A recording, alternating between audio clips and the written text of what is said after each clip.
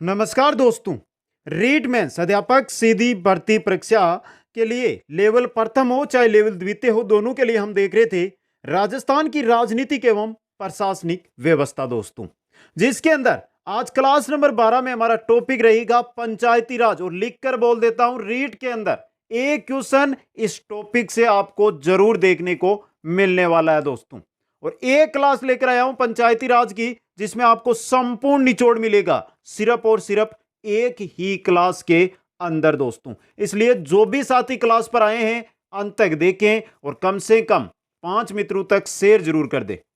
कोई यहां पर सुलग नहीं लग रहा, आपको सब कुछ है यूट्यूब पर मिल रहा है। संपूर्ण राजस्थान जीके है वो यहां पर मिल रही है, जैसे हिस्ट्री है रीट के लिए, जियोग्राफी है, इसके अलावा क्लासेस करती है। तो इनकी कंप्लीट क्लासें हो चुकी है, एक दो क्लास उनकी बची है, वो हो जाएगी हमारी प्लेलिस्ट में जाकर आप सभी क्लासें अटेंड कर सकते हैं।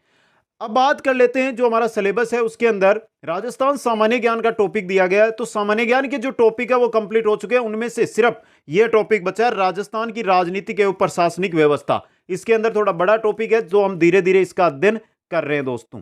ये सभी नोट्स है जो राजस्थान जीके के हैं वो कुचामन ऑनलाइन क्लासेज ऐप है, उसके स्टोर में आपको मिल जाएंगे। अधिक अगर आप जानकारी चाहते हैं तो यहां पर इंस्टाग्राम आईडी दी गई है जिस पर आप मेरे साथ जुड़ सकते हैं दोस्तों। एक बार सभी साथी वीडियो को लाइक शेयर और जो नए साथी जुड़े हैं वो चैनल को जरूर सब्सक्राइब करें। तो मित्रों, बात आज हम करने वाले हैं पंचायती राज की। और पंचायती राज की जो हम बात कर रहे हैं वो किस पर आधारित है? एनसीईआरटी और आरबीएससी जो पैटर्न है, जो किताबें चलती है कक्षा 6 से लेकर 12 तक, उन पर आधारित ये क्लास आपकी रहने वाली है दोस्तों। शुरू करते हैं।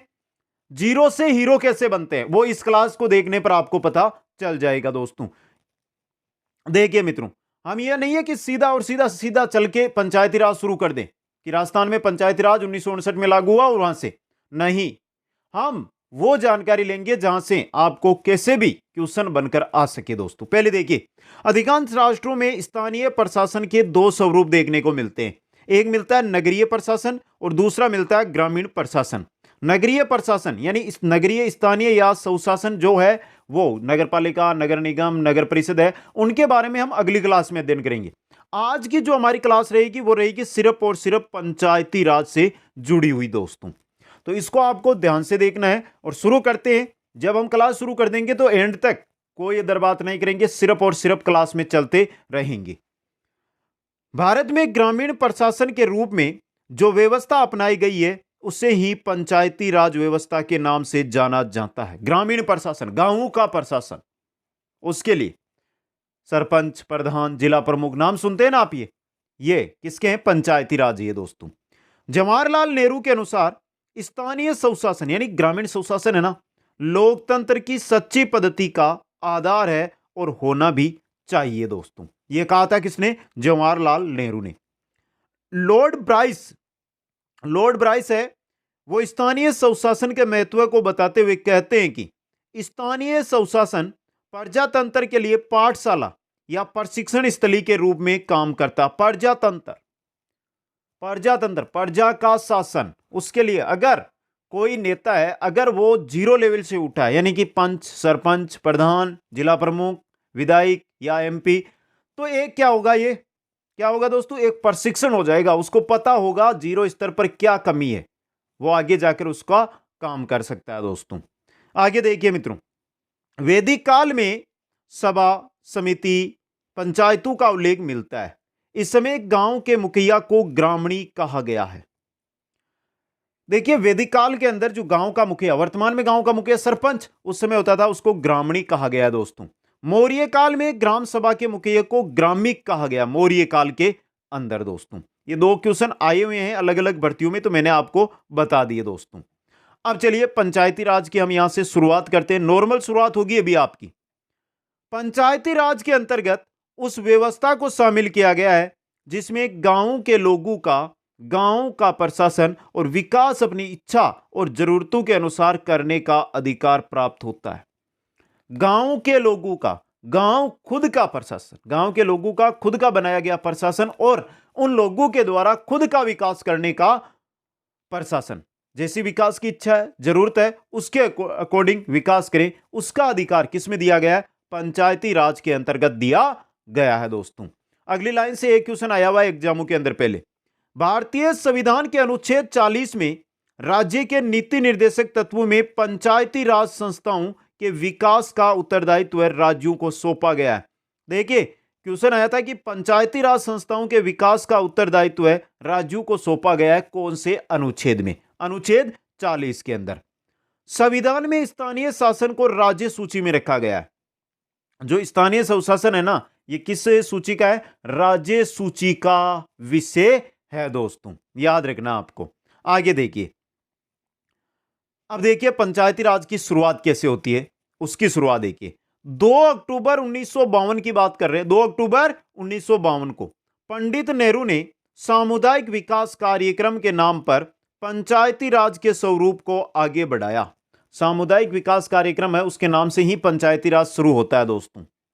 एक मंत्रालय भी गठित किया गया, लेकिन बाद में श्रीमती इंदिरा गांधी ने इसे कृषि मंत्रालय में मिला दिया गया। पंचायती राज के नाम से या सामुदायिक विकास कार्य यानी सामुदायिक विकास मंत्रालय के नाम से एक मंत्रालय बनाया था पंडित नेहरू ने, लेकिन बाद में जब इंदिरा गांधी की सरकार आती है उस समय इसको कृषि मंत्रालय में मिला दिया जाता है। वर्ष 1953 में राष्ट्रीय विस्तार कार्यक्रम शुरू किया गया। किसका? सामुदायिक विकास कार्यक्रम का दोस्तों। सामुदायिक व राष्ट्रीय विस्तार कार्यक्रम के मूल्यांकन, जन सहभागिता की समस्या के समाधान के संबंध में सुझाव देने के लिए 16 नवंबर 1957 को बलवंत राय मेहता की अध्यक्षता में एक आयोग गठित किया गया। यह आयोग क्यों गठित किया गया? Study team for the community projects and national extension service. यह एक आयोग बनाया गया था, बलवंत राय मेहता समिति, जिसको हम बोलते हैं बलवंत राय समिति या बलवंत राय मेहता समिति या आयोग। यह आयोग गठित इसलिए किया गया कि पंचायती राज या जो ये चल रहा है ना सामुदायिक विकास कार्यक्रम, इसको हम कैसे पूरे देश के अंदर लागू कर सकते हैं दोस्तों। अब देखिए 16 जनवरी 1957 को यह आयोग बना। ये सीधा क्वेश्चन आया हुआ है जो मैंने यहां पे कोष्टक में लिया ना, ये क्वेश्चन।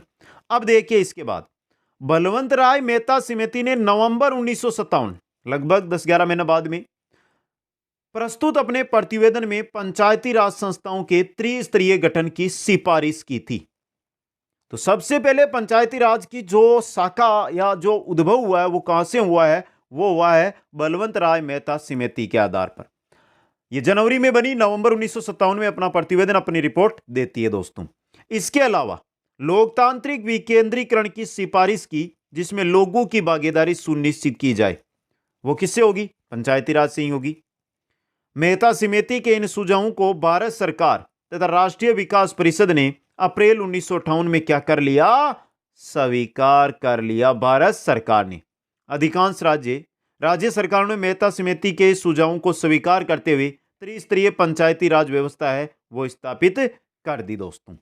अब यहां पर एक चीज आ रही है, त्रिस्तरीय त्रिस्तरीय त्रिस्तरीय है। ग्राम पंचायत, पंचायत समिति और जिला परिषद, इनके बारे में हम विस्तृत अध्ययन आगे करेंगे, लेकिन कैसे आता है, कब इसका उद्घाटन होता है, कहां से यह लागू होता है, वो चीजें हम पहले देख लेते हैं। तो यहां पर एक त्रिस्तरीय नाम आया, तो देख लीजिए ये त्रिस्तरीय है क्या, क्योंकि जिन्होंने पढ़ रखा है उनको तो सब जानकारी है, लेकिन जो साथी, बहुत सारे साथी ऐसे भी है जो पहली बार पंचायती राज पढ़ रहे हैं, तो उनको भी संपूर्ण जानकारी मिलनी चाहिए। त्रिस्तरीय देखिए, त्रिस्तरीय में पहला ग्राम स्तर पर ग्राम पंचायत, ब्लॉक स्तर पर पंचायत समिति और जिला स्तर पर जिला परिषद। यह है त्रिस्तरीय, 3 स्तरीय। ग्राम स्तर पर ग्राम पंचायत, जिसमें ग्राम पंचायत व ग्राम सभा होगी। ग्राम पंचायत और ग्राम सभा दोनों अलग चीज है, एक चीज नहीं है, यह याद रखना। आगे हम ग्राम सभा के बारे में भी पढ़ लेंगे और ग्राम पंचायत के बारे में भी। ब्लॉक स्तर पर पंचायत समिति या क्षेत्रीय समितियां जो सरकार के विकास संबंधी कार्यों पर क्या करेगी? निगरानी रखेगी। जिला स्तर पर जिला परिषद, जिसके सदस्य पंचायत समितियों के प्रतिनिधि उस जिले के सांसद विधायक होंगे, जो पंचायत समितियों के कार्यों के मध्य समन्वय स्थापित करेंगे और जिले के विकास की दिशा में राज्य सरकार को परामर्श देंगे। यह है पंचायती राज त्रिस्तरीय संस्था दोस्तों। अगर हम बात करते हैं सर्वोच्च स्तर की, तो वो सर्वोच्च स्तर जिला परिषद, जिला स्तर पर, मध्यम स्तर में पंचायत समिति ब्लॉक स्तर पर, और निम्न स्तर में ग्राम पंचायत ग्राम स्तर पर। यह देखिए, सर्वोच्च स्तर पर है जिला परिषद, मध्यम स्तर पर है पंचायत समिति, निम्न स्तर पर है ग्राम पंचायत। जिला परिषद जिले पर होगी, पंचायत समिति ब्लॉक पर होगी और ग्राम पंचायत गांव के स्तर पर होगी। 2, 3, 4, 5 यानी आबादी के अकॉर्डिंग गांव को मिलाया इसमें जाता है। एक गांव की भी ग्राम पंचायत बन सकती है। आ गया समझ में? ये त्रिस्तरीय है जो पंचायत राज है उसके बारे में जानकारी दी। लेकिन हम बात किसकी कर रहे थे? बलवंत राय मेहता समिति की। तो चलिए उसी में वापस। बलवंत राय मेहता समिति की सिफारिश के आधार पर 2 अक्टूबर 1959 को राजस्थान के नागौर जिले का गांव है बगदरी गांव, वहां से पंचायती राज व्यवस्था की त्रिस्तरीय पद्धति को लागू किया गया। दोस्तों, नागौर जिला राजस्थान में और पंचायती राज जो पूरे देश में आज लगा हुआ है, इसकी शुरुआत नागौर जिले का एक गांव है छोटा सा बगदरी गांव, वहां से इसका शुभारंभ हुआ। दोस्तों, इस प्रकार पंचायत राज व्यवस्था लागू करने वाला राजस्थान देश का पहला राज्य बन गया।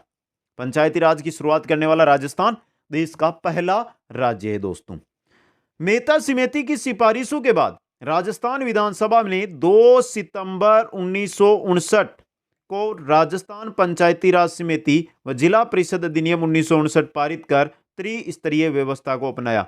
देखिए, ये गठन है ना, गठन पहले तो हो नहीं सकता है जब तक राजस्थान, क्योंकि ये राज्य सूची का विषय, राजस्थान सरकार ने इसका क्या किया, विधानसभा में इसका अधिनियम पारित कर दिया से 1 महीने पहले। और 2 अक्टूबर के दिन जो उस समय प्रधानमंत्री थे, कौन थे? जवाहरलाल नेहरू, उनके हाथों से इसको शुरू राजस्थान के अंदर किया गया। दोस्तों, समझ लेना आराम से इस चीज को। आगे चलिए मित्रों, आगे देखते हैं।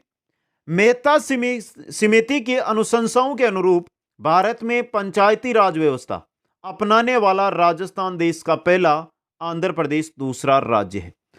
राजस्थान में 2 अक्टूबर 1959, आंध्र प्रदेश में 11 अक्टूबर 1959, यानी वहां पर जो आंध्र प्रदेश है वहां पर 1 नवंबर 1959 को यह लागू होती है, जबकि घोषणा 11 अक्टूबर को कर देते हैं। किंतु एक राज्य से दूसरे राज्य में इसके स्वरूप में काफी अंतर देखने को मिलेगा। आगे देख लेंगे, यहां पर हम आज आ जाएगा कि किन किन नामों से ग्राम पंचायत हम बोलते हैं। तो बहुत जगह इसको सिर्फ पंचायत के नाम से भी बोलते हैं, बहुत जगह गांव पंचायत के नाम से भी इसको जाना जाता है। राजस्थान में पंचायती राज व्यवस्था 2 अक्टूबर 1959 को लागू हुई, जबकि आंध्र प्रदेश में 1 नवंबर 1959 को इसको लागू किया गया। दोस्तों, पंचायती राज की भूमिका का विश्लेषण करने तथा इसके विकास हेतु सुझाव देने के उद्देश्य से मंत्रिमंडल सचिवालय के प्रस्ताव के आधार पर 12 दिसंबर 1977 को जनता पार्टी सरकार ने अशोक मेहता की अध्यक्षता में एक नई समिति गठित की। किसके लिए? एक तो जो पंचायती राज चल रहा है, 1977 आ गया है 1959 से, तो पंचायती राज में भूमिका है उसकी, क्या काम है उसका विश्लेषण करें, इसके विकास कैसे किया जाए आगे, उसको लेकर बनी थी अशोक मेहता समिति 1977 में। अब देखिए मित्रों,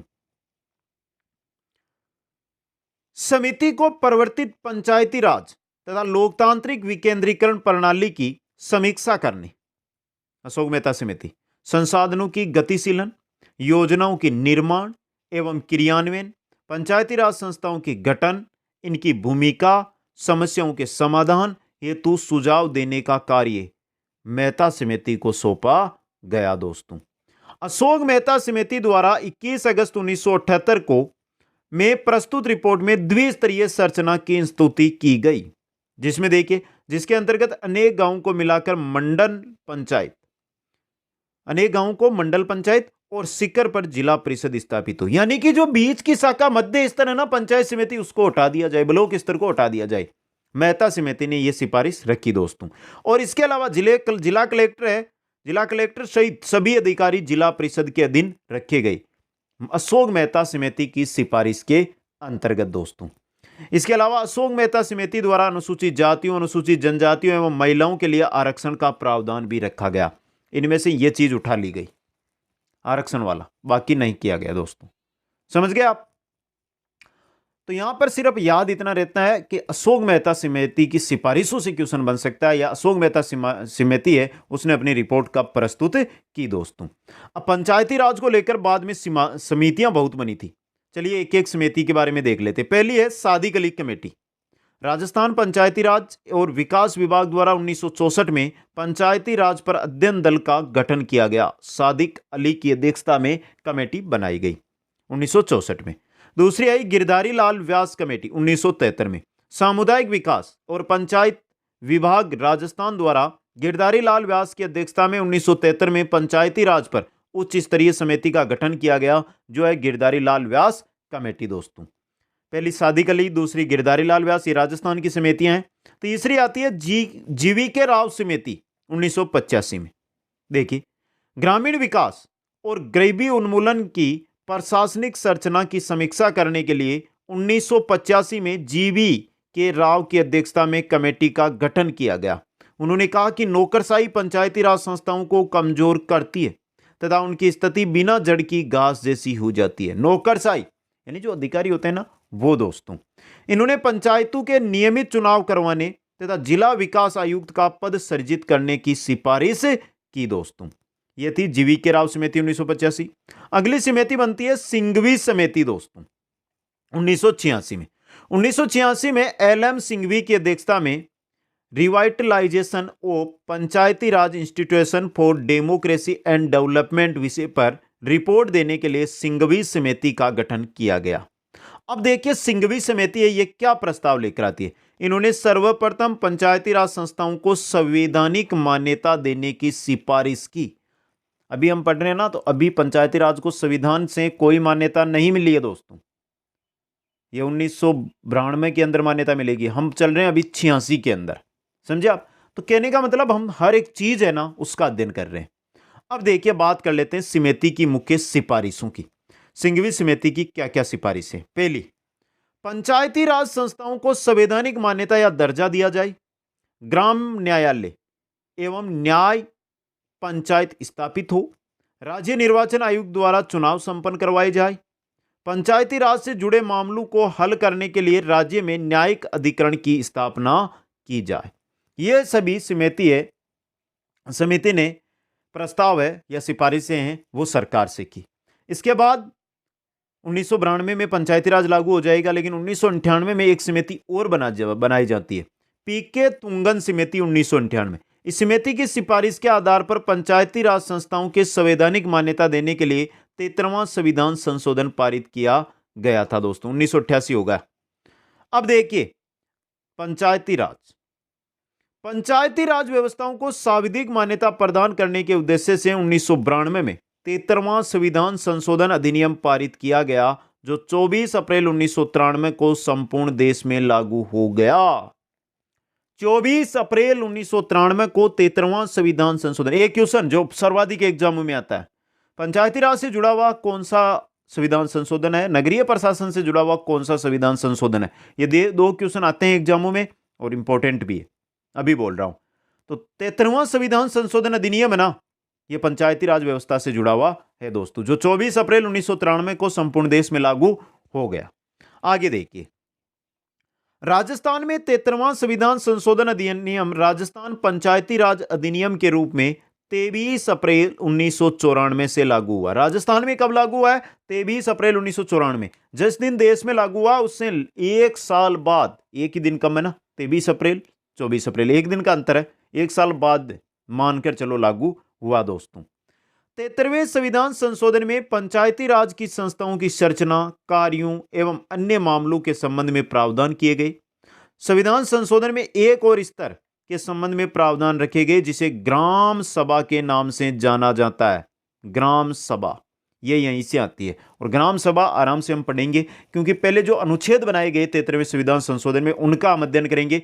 फिर तीनों जैसे ग्राम सभा, ग्राम पंचायत, पंचायत समिति और जिला परिषद, इनके बारे में ऐसा डीपली अध्ययन कर लेंगे कि ये तो रीट की बात कर रहे हो, इस क्लास के बाद चाहे आप फर्स्ट ग्रेड का एग्जाम देने चला जाना, क्वेश्चन इनसे बाहर नहीं मिलेगा।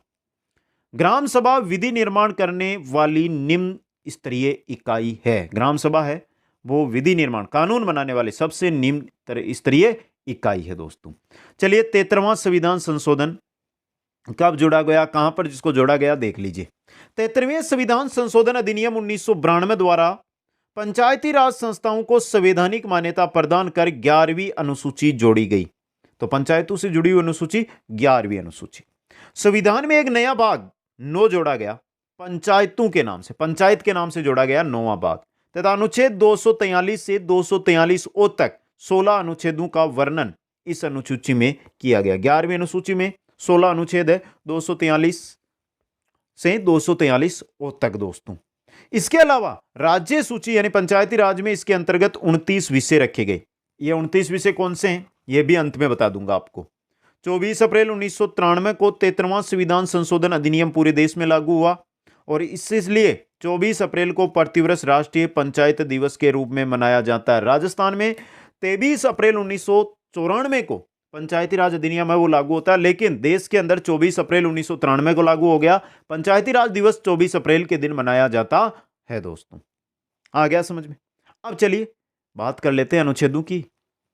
तो चलिए मित्रों, सबसे पहले पंचायतों का गठन, अनुच्छेद 243 बी 243 ए ना, उसमें पंचायतों की परिभाषा दी गई है अनुच्छेद 243 ए के अंदर। तो पंचायतों का गठन देखिए, संविधान के अनुच्छेद 243 बी के द्वारा ग्राम स्तर पर ग्राम पंचायत, मध्य स्तर पर पंचायत समिति और सर्वोच्च स्तर पर जिला परिषद का गठन किया जाएगा।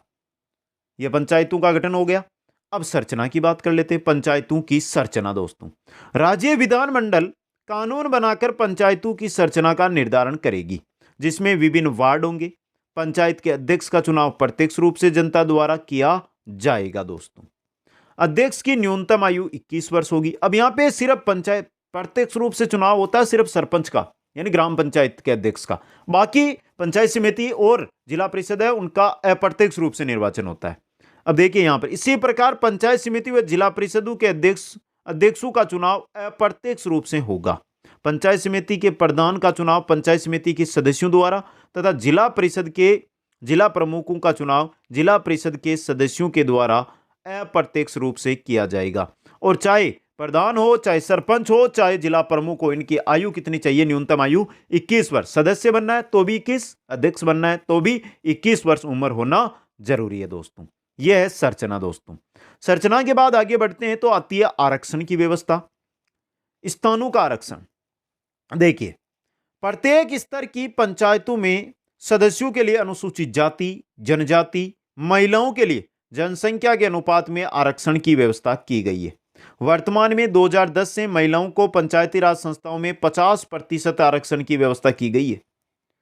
अब 50% सीटें, एक मान लिख कर चलिए कि एक जिले के अंदर हम बात करते हैं सिर्फ और सिर्फ पंचायत समिति की, कि वहां पर 10 पंचायत समिति है, 10 में से 5 में जो प्रधान बनेगी वो महिलाएं बनेगी।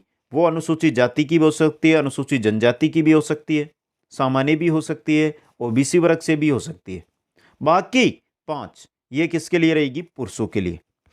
अब एक हम बात कर लेते हैं सीधा सा कि एक पंचायत समिति है, उसके अंदर 15 सदस्य हैं या उसमें 14 सदस्य हैं, तो उन 14 में से 7 क्या बनेगी? महिलाएं बनेगी दोस्तों। यानी हर जगह 50% महिलाओं का रहेगा, लेकिन ये महिलाएं किसी भी, चाहे अनुसूचित जाति, अनुसूचित जनजाति, ओबीसी या सामान्य, किसी से भी आ सकती है।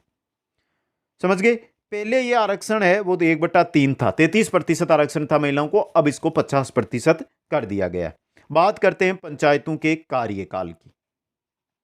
संविधान के अनुच्छेद 243 ई के द्वारा पंचायतों का कार्यकाल 5 वर्ष निर्धारित किया गया है। कोई सी भी पंचायत हो, ग्राम पंचायत, पंचायत समिति या जिला परिषद, त्रिस्तरीय, तीनों का 5 वर्ष का कार्यकाल है।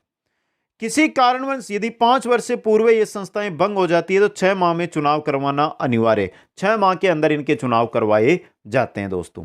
किसी भी जनप्रतिनिधि के विरुद्ध 2 वर्ष से पूर्व अविश्वास प्रस्ताव नहीं लाया जा सकता। अगर आज चुनाव है और सरपंच बने तो अगला सरपंच या प्रधान या कोई भी बना, सदस्य बना है, तो अगले 2 साल तक उनके विरुद्ध अविश्वास प्रस्ताव नहीं लाया जा सकता है। समझे आप? ये भी आपको इंपॉर्टेंट चीजें याद रखनी है। बात कर लेते हैं सदस्यों की योग्यताओं की। तो देखिए, नॉर्मल योग्यताएं जो चाहिए 21 वर्ष आपको याद रखना है। अनुच्छेद 243 ए के द्वारा राज्य विधानमंडल के कानूनों के अंतर्गत सदस्यों की अयोग्यता संबंधी प्रावधान किए गए। समय समय पर बदलते रहते हैं, कभी शिक्षा जोड़ दी जाती है, कभी हटा दी जाती है, कभी क्या भी कर दी जाती है। उम्र एक ऐसी है जो 21 वर्ष रखी गई है दोस्तों। तो योग्यताओं से संबंधित अनुच्छेद है 243 ए। पंचायतों की शक्तियां, अधिकार व उत्तरदायित्व। अनुच्छेद 243 जी के द्वारा राज्य विधानमंडल कानून बनाकर पंचायतों को अधिकार व उत्तरदायित्व सौंपता है। संविधान के अनुच्छेद 243 जी का संबंध संविधान की 11वीं अनुसूची से है दोस्तों। आगे देखिए, आगे हैं पंचायतों की निधियां और उनकी करारोपण शक्तियां। निधि रुपए कहां से आएंगे उसके बारे में। राज्य विधानमंडल किसी भी पंचायत को कर, फीस, शुल्क व पथकर तथा अन्य संचित निधियां इकट्ठी करने की शक्तियां प्रदान करता है। अनुच्छेद 243 एच में व्यवस्था की गई, यानी अनुच्छेद 243 एच है, उसके अंदर करारोपण और निधियों की व्यवस्था पंचायतों के लिए की गई है। आगे आता है राज्य वित्त आयोग। लास्ट क्लास में हमने राज्य वित्त आयोग का संपूर्ण अध्ययन कर भी लिया दोस्तों। पंचायती राज संस्थाओं को वित्तीय सहायता उपलब्ध करवाने के लिए और अनुदान देने के लिए संविधान के अनुच्छेद 243 आई है, उसके द्वारा एक राज्य वित्त आयोग के गठन की व्यवस्था की गई है। पंचायतों के पास वित्त कहां से आएगा, रुपया कहां से आएगा? नगर प्रशासन है, उसके पास रुपया वित्त कहां से आएगा? तो उसके लिए ही राज्य वित्त आयोग का गठन किया गया है अनुच्छेद 243 आई के द्वारा। आगे देखिए, बात करते हैं पंचायतों के लेखों की जांच। पंचायतों के लेखों की जांच दोस्तों, संविधान के अनुच्छेद 243 जे के द्वारा राज्य विधानमंडल विधि बनाकर पंचायतों के लेखों का परीक्षण कर सकता है। विधानमंडल के हाथों में है, जैसे राजस्थान में सिर्फ विधान परिषद है तो विधानसभा है, तो विधानसभा के हाथों में है कि वो क्या करे। समझ गए आप? यहां पे आगे चलिए मित्रों, आगे राज्य चुनाव आयोग। शायद सेकंड लास्ट या उससे पहले वाली क्लास थी जिसमें हमने राज्य चुनाव आयोग के बारे में भी विस्तृत अध्ययन किया है। पंचायती राज संस्थाओं के चुनावों के निर्देशन, नियंत्रण, निगरानी और मतदाता सूचियां तैयार करने के लिए और निर्वाचन के लिए अनुच्छेद 243 के अंतर्गत राज्य चुनाव आयोग की व्यवस्था की गई है। 243 के अनुच्छेद है ना, इसके अंतर्गत राज्य चुनाव आयोग संपूर्ण दिया गया है, जिसके बारे में हमने एक पूरी क्लास आपके सामने लगा दी दोस्तों। आगे आता है हमारे, वो आता है केंद्र शासित क्षेत्रों में अधिनियम का लागू होना। बात आ गई केंद्र शासित, राज्यों तक तो हम सीमित थे, राज्यों के बारे में तो हमने पढ़ लिया, अब बात आ जाती है केंद्र शासित। केंद्र शासित क्षेत्रों की देख, अनुच्छेद 243 एल है में केंद्र शासित प्रदेशों में ये अधिकार राष्ट्रपति को दिए गए। अंडमान निकोबार द्वीप समूह और चंडीगढ़ केंद्र शासित प्रदेश में त्रिस्तरीय व्यवस्था है, वो वर्तमान में लागू की गई है दोस्तों। आ गया समझ में? इसके अलावा आगे आता हमारा वो है कतिपय क्षेत्रों पर संविधान के भाग 9 का लागू न होना। देखिए कौन से क्षेत्र है, अनुच्छेद है 243 में यह व्यवस्था की गई है कि यह प्रावधान किन क्षेत्रों में लागू नहीं होंगे। जिन क्षेत्रों में लागू नहीं कर सकते वहां पर इसको लागू नहीं किया जा सकता। बहुत सारे क्षेत्र है वहां पर दोस्तों। विद्यमान कानूनों व पंचायतों का बना रहना, इस संबंध में कि वर्तमान में जो कानून है और जो पंचायतें वो बनी रहे, इसके लिए अनुच्छेद है वो 243 एन है, उसमें व्यवस्थाएं की गई है। अगला है हमारे निर्वाचन मामलों में न्यायिक हस्तक्षेप का निषेध। संविधान के अनुच्छेद 243 में यह व्यवस्था की गई है कि पंचायत चुनाव संबंधी विवाद चुनाव याचिका द्वारा किसी ऐसे अधिकारी के समक्ष और ऐसी विधि से प्रस्तुत किए जाएंगे जिन्हें राज्य विधानमंडल द्वारा तैयार किया गया हो दोस्तों। चुनाव में कोई भी हस्तक्षेप न हो, कोई अगर विवाद हो गया तो एक अधिकारी नियुक्त किया जाएगा राज्य विधानमंडल के द्वारा और वो ही उसकी सुनवाई करेगा, वो ही जो कानून विधानमंडल ने बनाया है उसके अकॉर्डिंग दोस्तों ये कानून। अब हमारे जो टॉपिक है उसमें बची है ग्राम सभा, ग्राम पंचायत, पंचायत समिति और जिला परिषद, इनके बारे में जानकारी। तो सबसे पहले बात कर लेते हैं ग्राम सभा की दोस्तों। क्या है ये ग्राम सभा? चलिए मित्रों, कोई दिक्कत नहीं है, आराम से आप देखिए, आराम से समझ में आएगा। संविधान के अनुच्छेद 243 ए के द्वारा वयस्क मताधिकारों से एक ग्राम सभा का निर्माण अनिवार्य रूप से किया जाएगा। ग्राम सभा का बनना जरूरी ही है दोस्तों। और जो ग्राम पंचायत है उसके जो वयस्क मताधिकार है, वयस्क मतदाता है, उनके द्वारा एक ग्राम सभा बनाई जाएगी दोस्तों। यह ग्राम सभा विधि बनाने का कार्य करेगी और प्रस्ताव पारित करेगी दोस्तों। इसके लिए गणपूर्ति सर्वाधिक क्वेश्चन आता है। ग्राम सभा के लिए गणपूर्ति है 1/10। 100 सदस्यों है अगर पूरे ग्राम सभा में तो 10 सदस्य अगर मौजूद है तभी गणपूर्ति मानी जाएगी। ग्राम सभा की बैठकों की अध्यक्षता कौन करता है? सरपंच करता है। कौन करता है? सरपंच करता है दोस्तों। यदि सरपंच उपस्थित नहीं हो तो उप सरपंच के द्वारा। अगर सरपंच यानी यदि दोनों ही अनुपस्थित हो, सरपंच भी अनुपस्थित, उप सरपंच भी अनुपस्थित, तो ऐसी स्थिति में ग्राम सभा द्वारा अपने में से बहुमत के आधार पर चुना गया व्यक्ति ग्राम सभा की बैठकों की अध्यक्षता करता है दोस्तों। इसके अलावा ग्राम सभा की हम बात कर रहे हैं तो एक वर्ष में ग्राम सभा की न्यूनतम 2 बैठकें होनी चाहिए एक वर्ष के अंदर, क्योंकि किन्हीं भी 2 बैठकों के बीच 6 माह से अधिक का समय नहीं हो सकता है। वैसे वर्तमान में राजस्थान सरकार के द्वारा प्रतिवर्ष 4 बैठकों का आयोजन किया जा रहा है। तिथियां भी फिक्स की गई है, 26 जनवरी, 1 मई, 15 अगस्त और 2 अक्टूबर। 26 मई गणतंत्र दिवस, 15 अगस्त स्वतंत्रता दिवस, 2 अक्टूबर गांधी जयंती। बच्चा 1 मई याद करना है आपको। 4 दिन ग्राम सभा की बैठकों का आयोजन किया जाता है। साधारणतः जिला कलेक्टर जब चाहे ग्राम सभा की बैठकें बुला सकते हैं दोस्तों। यह हो गई ग्राम सभा की जानकारी। अब ग्राम सभा काम क्या करती है, क्यों इसका गठन किया गया है, तो देखिए ग्राम सभा के कार्य। ग्राम पंचायत द्वारा क्रियान्वित किए जाने वाली विभिन्न योजनाओं व कार्यक्रमों का अनुमोदन ग्राम सभा करती है। वार्ड सभा द्वारा चयनित व्यक्तियों से लाभान्वित होने वाले व्यक्तियों की प्राथमिकता निर्धारित करना ग्राम सभा का काम है। संबंधित वार्ड सभा से यह प्रमाण प्राप्त करना कि विभिन्न कार्यक्रमों के लिए उपलब्ध कराए गए वित्त का उचित तरीके से उपयोग कर लिया गया है। यानी कोई काम है उसके लिए जो वित्त है वो दिया गया है, उस वार्ड में उसका उपयोग सही हो रहा है या नहीं हो रहा है। विकास की योजनाएं बनाना और उन्हें अनुमोदित करना, ग्रामीण क्षेत्रों में शिक्षा को प्रोत्साहित करना, समाज के सभी समुदायों के बीच एकता को बढ़ाना।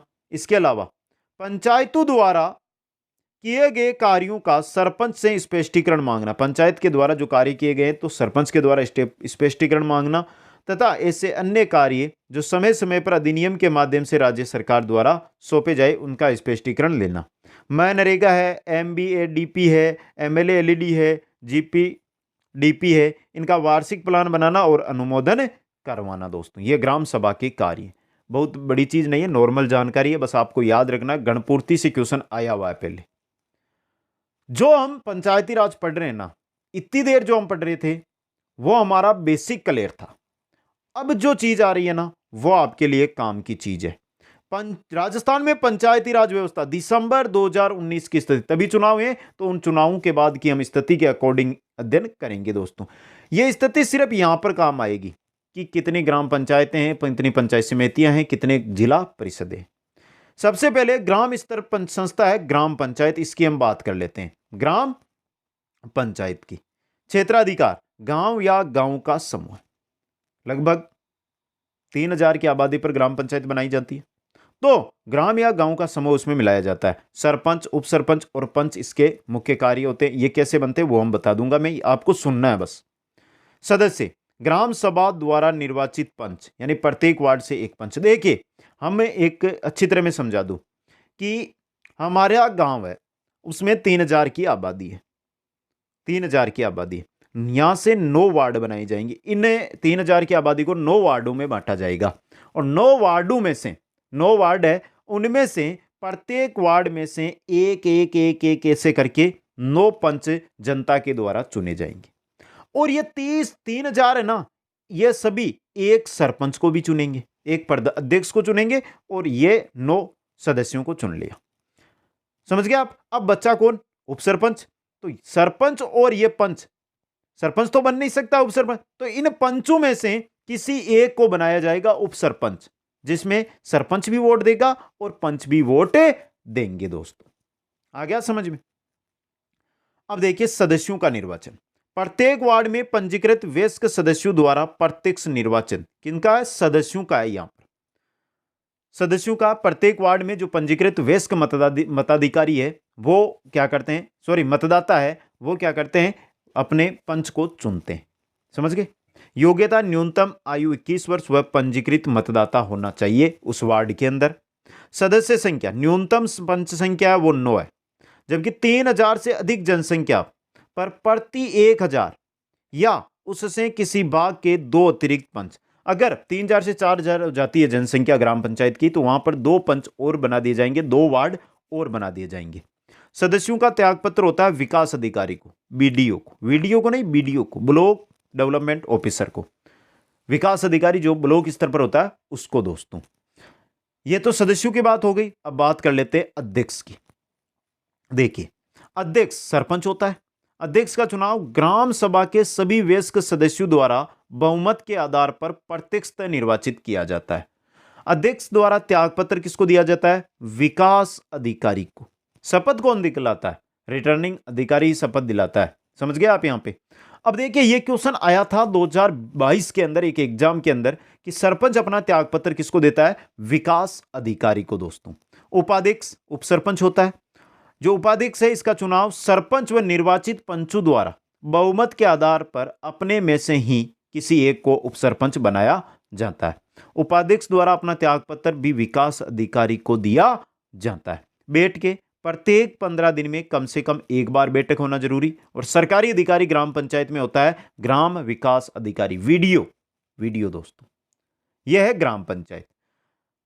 मध्यम स्तर पर आती है हमारी खंड स्तर या मध्यम स्तर या ब्लॉक स्तर पर पंचायत समिति। वर्तमान में राजस्थान में 352 पंचायत समितियां हैं। तो देखिए, क्षेत्राधिकार विकास खंड यानी ब्लॉक स्तर पर प्रधान, उप प्रधान और सदस्य इसके अंतर्गत होते हैं दोस्तों।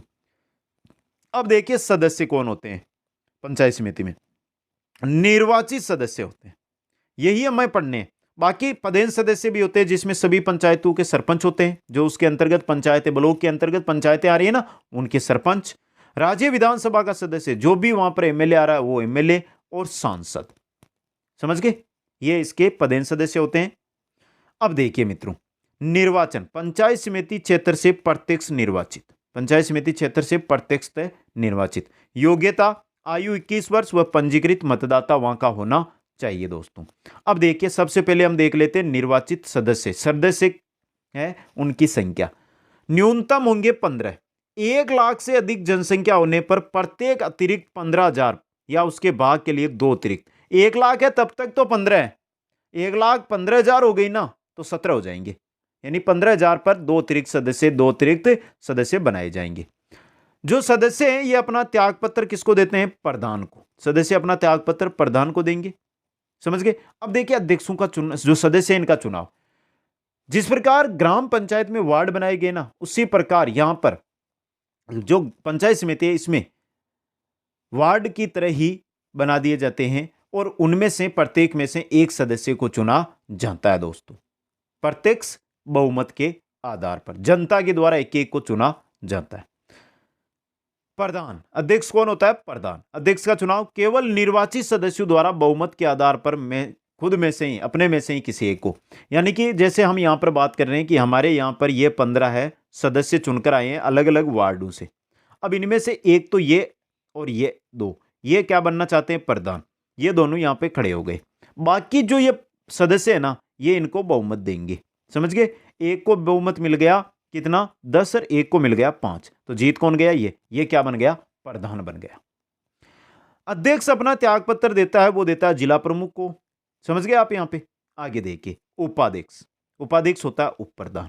उपाध्यक्ष का चुनाव केवल निर्वाचित सदस्यों द्वारा बहुमत के आधार पर अपने में से जो प्रधान को चुनते हैं वैसे ही उप प्रधान को चुना जाता है दोस्तों।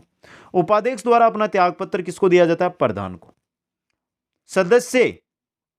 सदस्य और उप प्रधान ये अपना त्याग पत्र किसको देते हैं? प्रधान को। जबकि प्रधान होता है ना, ये अपना त्याग पत्र किसका देता है? जिला प्रमुख को। बैठ के प्रत्येक माह में कम से कम एक बार, 15 दिन से एक बार थी ग्राम पंचायत में, यहां पर प्रत्येक माह में एक बार है।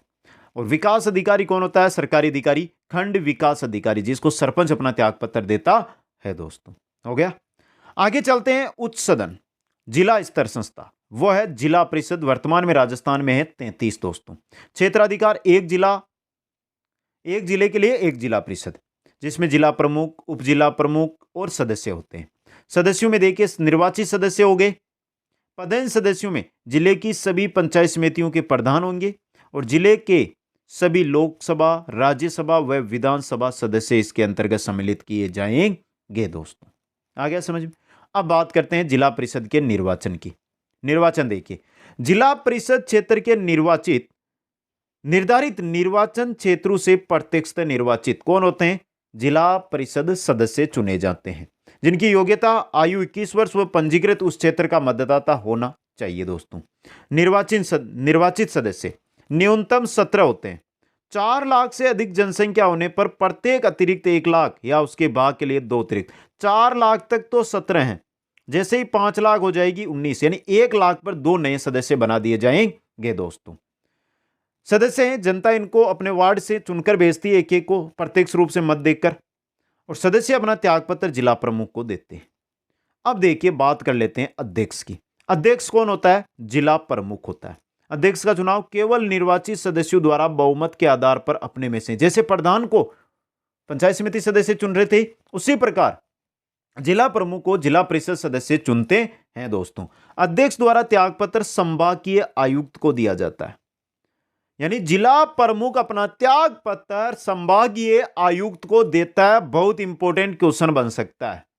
उपाध्यक्ष उप जिला प्रमुख होता है। उपाध्यक्ष का चुनाव केवल निर्वाचित सदस्यों द्वारा बहुमत के आधार पर, जिस प्रकार उप प्रधान को चुना था ना, उसी प्रकार चुना जाता है दोस्तों। उपाध्यक्ष द्वारा पद से त्यागपत्र जिला प्रमुख को, सदस्य और उप जिला प्रमुख है, ये जिला प्रमुख को त्यागपत्र देते हैं। जिला प्रमुख अपना त्यागपत्र संभागीय आयुक्त को देता है बैठ के, प्रत्येक 3 माह में कम से कम एक बार। और सरकारी अधिकारी मुख्य कार्यकारी अधिकारी इनका होता है दोस्तों। तो ये हो गई हमारी ग्राम पंचायत, पंचायत समिति और जिला परिषद। अब बचती है 11वीं अनुसूची में वर्णित 29 विषय। कौन से हैं? स्क्रीनशॉट ले लेना जो साथी लिखना चाहते हैं।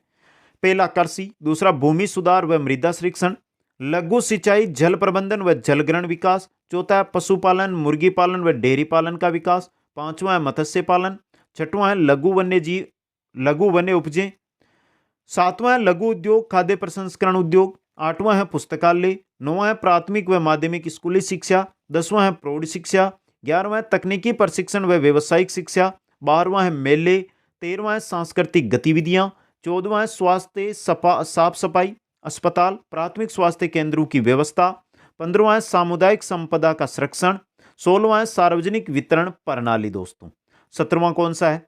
कमजोर वर्गों का कल्याण, 18वां है समाज कल्याण विकलांगों व निःश्रेष्ठ जनों का कल्याण, 19वां है महिला एवं बाल विकास के कार्य, 20वां है परिवार कल्याण, 21वां है गरीबी उन्मूलन, 22वां है गैर परंपरागत ऊर्जा स्रोतों का विकास, 23वां है ग्रामीण विद्युतीकरण, 24वां है चारा व ईंधन की व्यवस्था, 25वां है पेयजल, 26वां है ग्रामीण आवास, 27वां है खादी ग्रामोद्योग, 28वां है सड़कें नालियां पुल आदि का निर्माण व रखरखाव, और 29वां है सामाजिक वानिकी एवं कृषि वानिकी। ये 29 विषय है जो 11वीं अनुसूची में राज्य सूची के अंतर्गत जोड़े गए हैं दोस्तों। यह था पंचायती राज। बस इस क्लास के बाद अगर क्वेश्चन मिल जाए ना तो आप मेरे को बोल देना। क्लास कैसी लगी कमेंट करके बता दो। वीडियो को लाइक शेयर और चैनल को सब्सक्राइब कर लो। अगर अधिक जानकारी चाहते हैं तो ये इंस्टाग्राम दी गई है, इंस्टाग्राम पर आप मेरे साथ जुड़ सकते हैं। और ये सभी नोट्स राजस्थान जीके के नोट्स रीड के लिए कुचामन ऑनलाइन क्लासेज ऐप पर उपलब्ध है, वहां से आप प्राप्त कर सकते हैं। कैसी लगी ये क्लास? आप सभी को बहुत बहुत धन्यवाद। जय हिंद, जय भारत।